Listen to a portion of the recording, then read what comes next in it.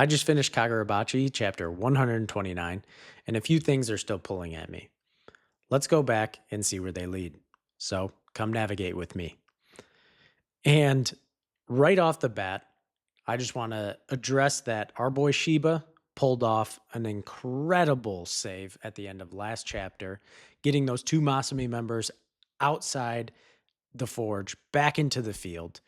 And even through these injuries that he sustained from Hiroshima, he doesn't care if he's going to die. This Masumi member here, whom we still don't know her name, and I don't know if it necessarily is important or not, but she just continuously is like, "You're going to die." But I also like to point out the fact that in this situation, the Masumi are not actively trying to kill Shiba here. They could. With his condition, he could have already been dead after she showed up the first time. So, my kind of initial thought with that was, even though he's, I guess, in the eyes of the Sorcery Bureau, he's a traitor, stealing the Seki and going for this risky plan. At the same time, I don't know if because he is still potentially at this point their strongest member, because Hokuzono said back on Hiroshima that the group that they had sent of the four were the strongest they had to offer.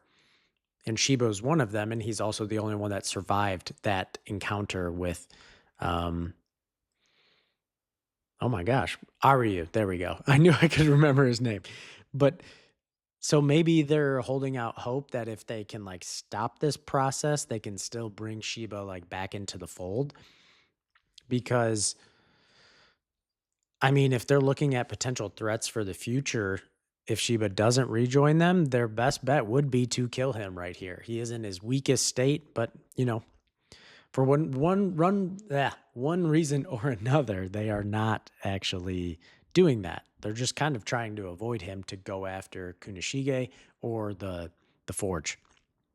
And this is where things get pretty nuts, is even just after that, we see that, well, first the female Masumi member mentions that the rain itself is hot. And then we cut back and we're seeing the forge just going absolutely insane with flames towering above. And just how insane of a temperature of heat needs to be produced from something that the rain outside, not even directly next to the building, you can see they're a bit of a distance away. Even the rain itself that is falling from the sky is hot, is warm. That's just insane. And these guys are all chilling in here. We got Kunishige, we got Subaru, and we got Joji, and they're all just in there. But obviously, something is going wrong when it comes to the process right now. The flame is getting out of control. And this is the first moment that you can see things are going wrong in the process, but Rokuhira does not lose concentration. Kunishige continues to stay locked in. He's been the definition of locked in this entire time. And he's not stopping now, even when things are seemingly going sideways. He says that he'll get it back. He's going to fix it. And he's already giving, instructions to Subaru. And even Subaru and Joji, they're both like, this is a bad scenario. And even after all this time, it's happening. It's going sideways after all, as far as they've come. But this is really cool because we assumed that this was not going to be an easy process. Creating the enchanted blades, they're basically sorcery nukes. That's kind of the equivalent of what they are. So of course the process isn't going to be easy. But I love that in this moment, Subaru is thinking of a few chapters ago, that line of now we tame the gods.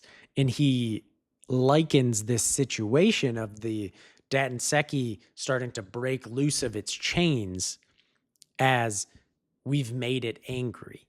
And I think it's a really cool connection because of the relationship that the Mikaboshi have with the Datanseki. They view it as their deity, their god. And we're kind of running with that motif, even on our side. And we're seeing the lightning crackle outside. It's really creating an amazing ambiance of just potential chaos about to unfold. And that's why at first you look at Rokuhira and you almost think to yourself, because he's like, I'll get it back. You almost think, is he just trying to, is it like a false bravado? He doesn't want to admit the fact that, oh crap, this has got out of hand and this is not good and I can't handle it. But the way this chapter progresses, it's not that. It's a clear resolve. It's an unshakable desire to be worthy of Chiaki. And I honestly, I'm not going to lie, before this flashback happened, obviously, when knowing we were going back to the Seitei War, we knew Kunishige was going to play a large part, and we were going to see, probably how the Enchanted Blades came to be. But I did not anticipate how much I would actually enjoy Kunishige's character and how much depth he actually has, because just the small snippets, we got of him with Chihiro, while yes, he could be randomly like very wise, he's overall just like this goofball, which he still is, but it's seeing this side of him that has just really skyrocketed my appreciation for the character. So I think Hokuzono is doing a great job building up Kunishige's character. And at the same time, it just makes it more tragic because he's already dead. So this pairs very nicely with the fact that he, in this chapter, does a very good job. We already know, this is the interesting part about a flashback, is we are already privy to the outcome of the flashback. So it falls upon the author to be able to effectively either subvert some of our expectations, or even if you don't subvert, you have to make choices that still, even while knowing the outcome, it still makes the current situation engaging. And that's this. The Forge is going wild. Everything looks bad. Everyone's freaking out. And we have the information of, oh, well, the Enchanted Blades, they work. And all of these characters in the Forge, they're all alive. So worst case scenario doesn't occur. And yet, Hokuzono does a very good job of actually creating a situation that has tension that it couldn't work out. We know it does, but he still did some amazing writing to be able to create that tension for me. And, I hope that it did for you guys too. And I loved that throughout this chapter, we get glimpses and of going back and forth between Kunishige and Shiba. And it's around the time that they found out that Chiaki had become the princess of the Soga clan.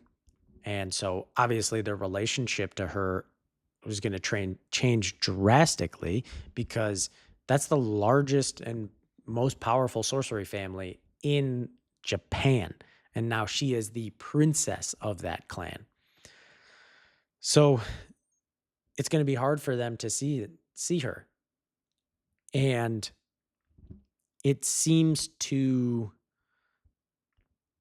you see Kunishige almost resolve to himself that Chiaki he already had an inkling when from his experiences with her that she was like out of reach, that she is so far above him, that her family, her standing, her character, they're all so far above him that him his origins, he considers himself trash, which is tragic in and of itself.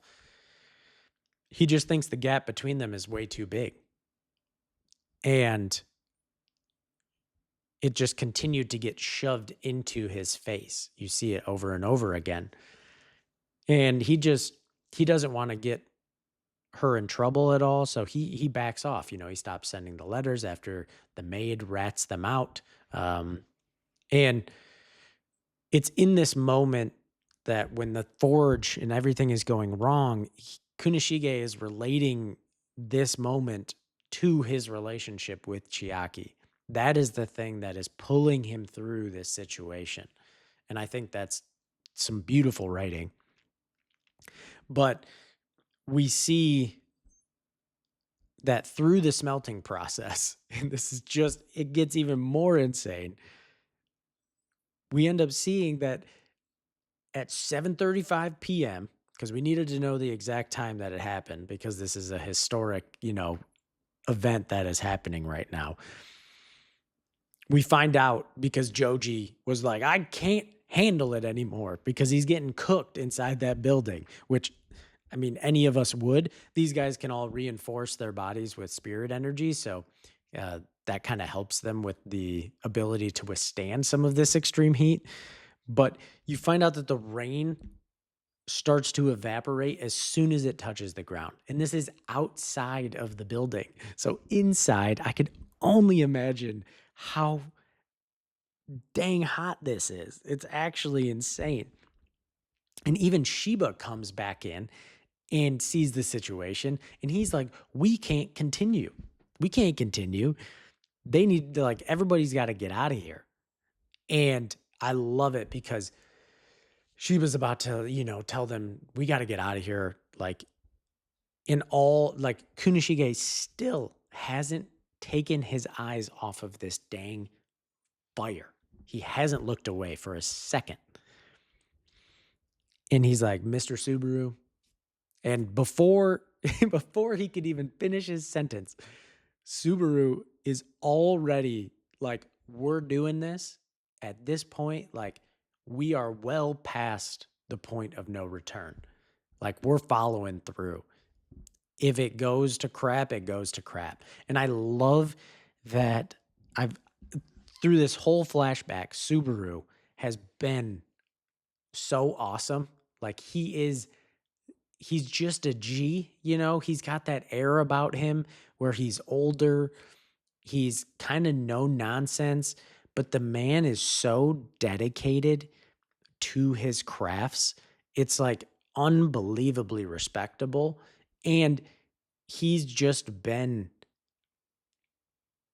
down for supporting Kunishige as soon as he saw the blade that he forged for Mashiro.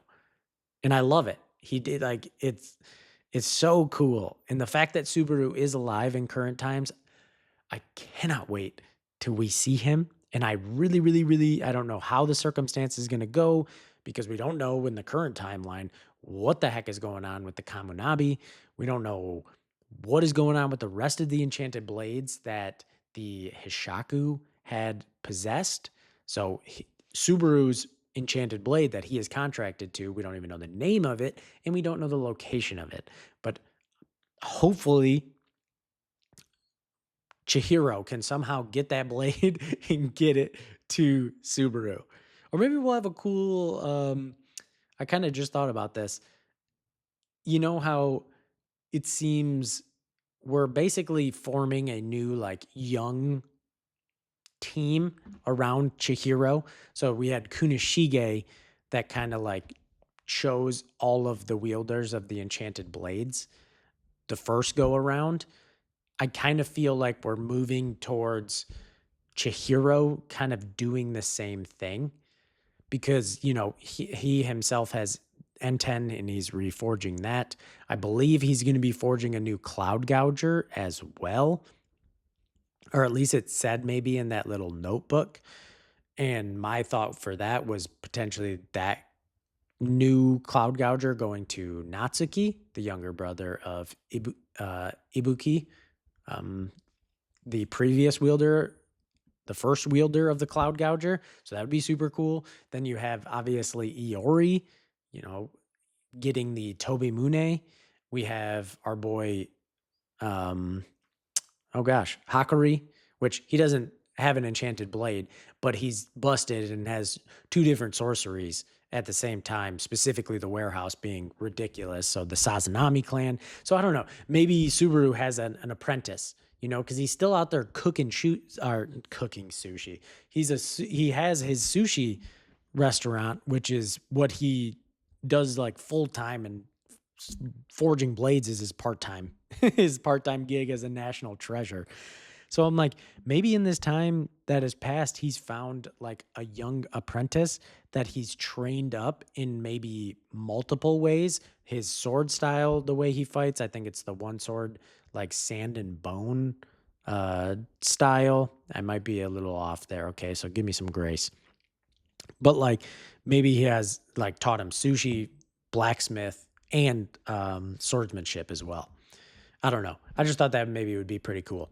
But this moment, it's like Shiba is pleading to Rokuhira a bit, like, if you die, like, this was all for nothing.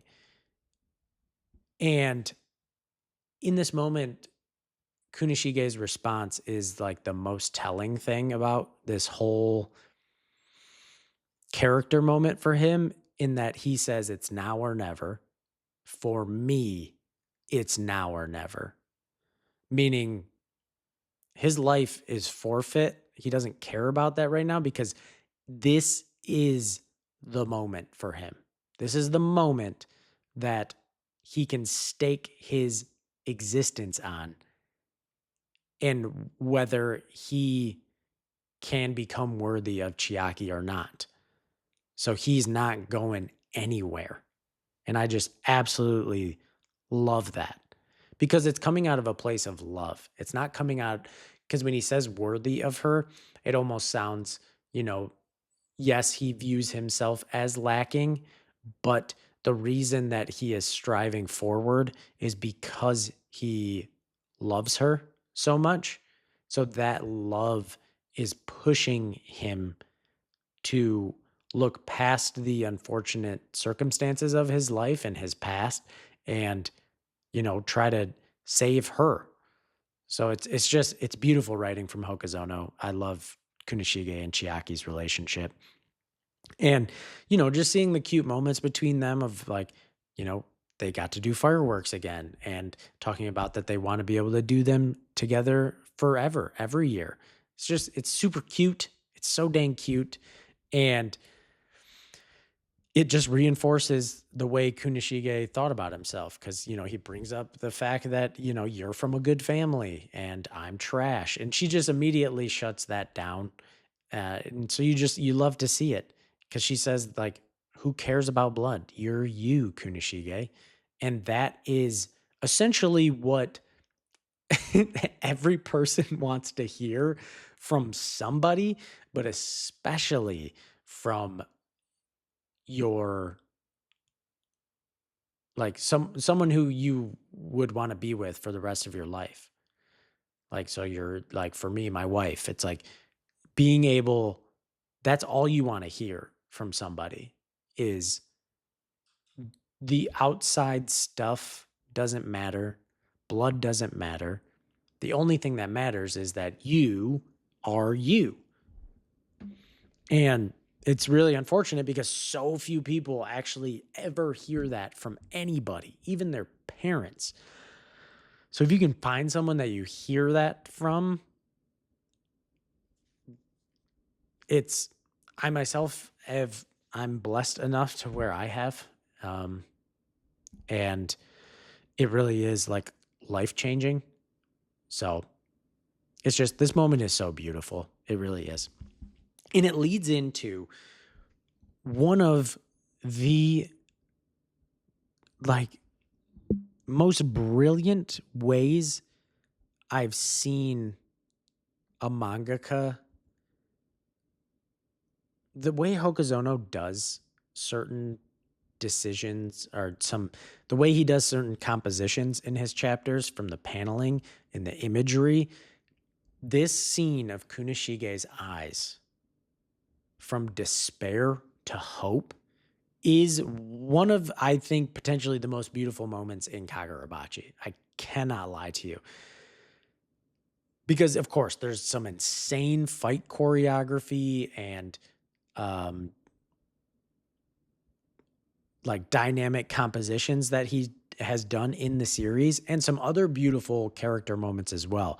But this moment right here, seeing the reflection in Kunishige's eyes from despair of his father being drunk and abusing his family, his mother taking her own life, and it's amazing because you see his eyes darken over, almost close, but then when it's almost closed, you get the glimpse of the stovetop with the pan that Chiaki, when she had come over after not seeing Kunishige for 2 weeks, she came over and she cooked him a meal.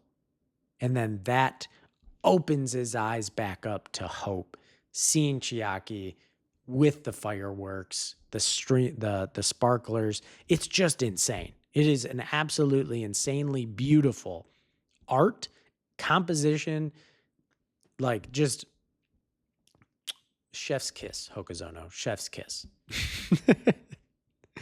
And oh gosh. And it leads into Shiba. He was reaching for Kunishige to pull him back, to get him out of there. And that goes into him opening his hand and placing it on Kunishige's back in support. Not trying to pull him out.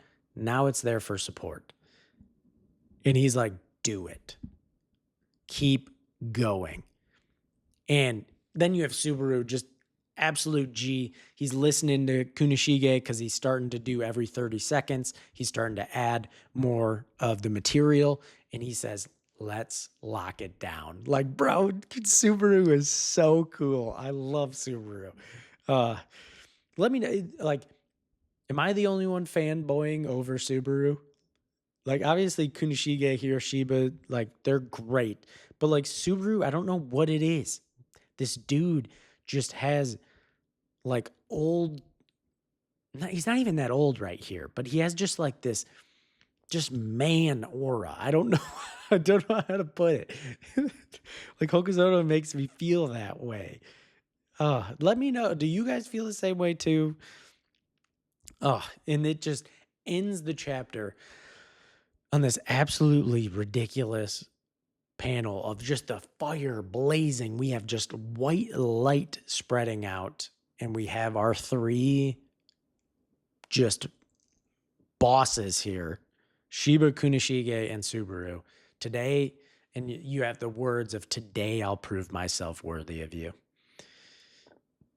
What a chapter. What a chapter. So that was the exploration for Kagurabachi chapter 129. Let me know, after your first read, what were some of the stuff that, moments or story beats or whatever that stuck with you afterwards? What kept pulling at you and that you had to revisit potentially? Maybe it was even through this video, but regardless, I appreciate you being here to navigate this chapter with me, and I will catch you guys in the next one. Peace.